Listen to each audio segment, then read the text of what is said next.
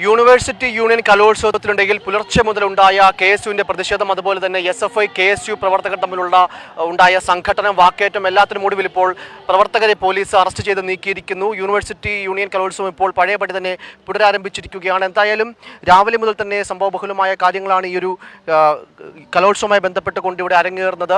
പ്രധാനമായും KSU പ്രവർത്തകർ പറയുന്ന ആക്ഷേപം, ഈ യൂണിവേഴ്സിറ്റി യൂണിയൻ കലോത്സവത്തിൽ പങ്കെടുക്കാൻ KSUവിന്റെ യൂണിയനുകൾ ഭരിക്കുന്ന കോളേജുകളിലെ വിദ്യാർത്ഥികൾ മത്സരത്തിനെത്തുമ്പോൾ SFI പ്രവർത്തകർ തെരഞ്ഞുപിടിച്ചുകൊണ്ട് അവരെ ആക്രമിക്കുന്നു, അവരെ കലോത്സവ വേദിയിലേക്ക് വിടാതെ ഉണ്ടാകുന്ന ഒരു സാഹചര്യം ഉണ്ടാകുന്നു എന്നൊക്കെയാണ്. എന്തായാലും അല്പം മുമ്പ് മാധ്യമങ്ങളോട് പ്രതികരിച്ച ഈ ഒരു പ്രതിഷേധത്തിന്റെ ഭാഗമായി, അല്ലെങ്കിൽ പ്രതിഷേധത്തിൽ മത്സരം നീട്ടിവെക്കേണ്ടി വന്ന ഒപ്പന കളിക്കുന്ന വിദ്യാർത്ഥികളൊക്കെ പ്രതികരിച്ചിരുന്നു. പക്ഷേ അവരുടെ നിലപാട്, ഇത്തരത്തിൽ പ്രതിഷേധങ്ങളൊക്കെ ജനാധിപത്യപരമാണ്, പക്ഷേ കലോത്സവ വേദികളിൽ പ്രതിഷേധം ഉണ്ടാകുമ്പോൾ അത് ബാധിക്കുന്നത് ഏറെ നാളത്തെ അധ്വാനത്തിനും ശ്രമത്തിനുമൊക്കെ ഒടുവിൽ ഈ ഒരു മത്സരവേദിയിലേക്ക് എത്തുന്ന തന്നെ പോലെയുള്ള വിദ്യാർത്ഥികളെയാണെന്നൊക്കെയാണ്. എന്തായാലും ഈ ഒരു പ്രതിഷേധവുമായി ബന്ധപ്പെട്ടുകൊണ്ട് വ്യാപകമായി ഉയരുന്ന മറ്റൊരു KSU പ്രവർത്തകരുടെ ആക്ഷേപം എന്ന് പറയുന്നത്, സിദ്ധാർത്ഥന്റെ മരണവുമായി ബന്ധപ്പെട്ടുകൊണ്ട് സംസ്ഥാനത്തെമ്പാടും യൂത്ത് കോൺഗ്രസ് അതുപോലെ KSU പ്രവർത്തകർ നടത്തുന്ന പ്രതിഷേധങ്ങളിലും ഇത്തരത്തിൽ SFI യൂണിയനുകൾ ഭരിക്കുന്ന കോളേജുകളിൽ KSU പ്രവർത്തകർക്ക് നേരെ സംഘടിതമായ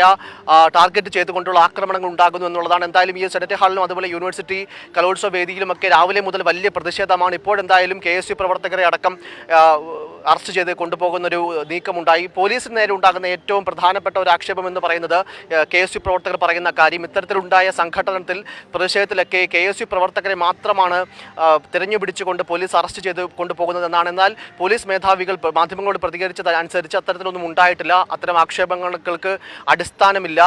എല്ലാ പരാതികളുടെ മുകളിലും കർശനമായ നടപടി ഉണ്ടാകുന്നുണ്ട്. അതിനെല്ലാം പരിശോധിച്ച് വ്യക്തമായ തീരുമാനങ്ങൾ എടുക്കുമെന്ന് തന്നെയാണ്. എന്തായാലും ഇപ്പോൾ കേരള യൂണിവേഴ്സിറ്റി യൂണിയൻ കലോത്സവം പ്രതിഷേധങ്ങൾക്കൊടുവിൽ പഴയപടി തന്നെ തുടർന്നു പോകുന്ന സാഹചര്യമാണുള്ളത്. തിരുവനന്തപുരത്ത് നിന്നും ക്യാമറാമാൻ അനീഷ് കൃഷ്ണനൊപ്പം ജയശങ്കർ, ഫോക്കസ് ന്യൂസ് TV.